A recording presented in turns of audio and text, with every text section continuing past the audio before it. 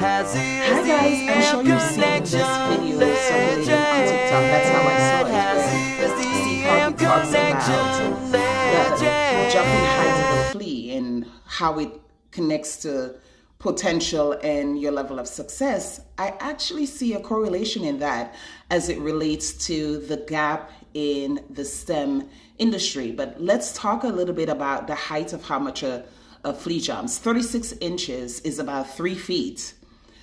That is also, 36 inches is also longer than most people's pants inseam. So the height of a flea can jump is really high. My inseam is 34 inches. So I think about how high that is. And I was like, that's a bad insect. But I see a correlation in the STEM industry in that the underrepresentation we see correlates to the history of how people of color were treated in America. So we understand that less than 100 years ago, education was something a person of color was not allowed. When the civil rights movement started, there were certain jobs we also couldn't have. What is the challenge we're seeing in STEM?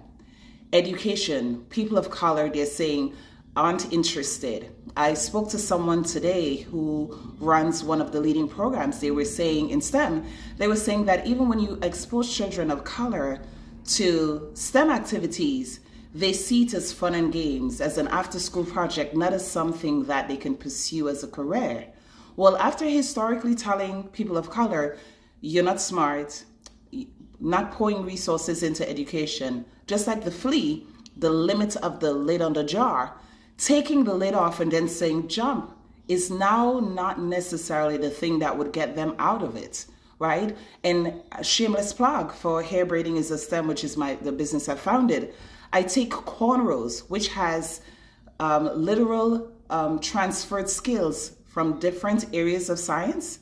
So something that is cultural to us, and show how it connects to STEM concepts through science, through engineering, through mathematics, and try to build an inner confidence saying that, hey, the staple of STEM lives in your house. So if you can do this, you can also do that. If you choose to be a stylist, let that be your choice, not the only thing that you're limited to because you've limited your environment. If you haven't already, check out my storyline. I have a story about the boy who I call Sword Boy. I will also be continuing to do a series of videos like this to continue to expose the STEM gap and talk about how we can work to address the issue. Love you guys. Bye.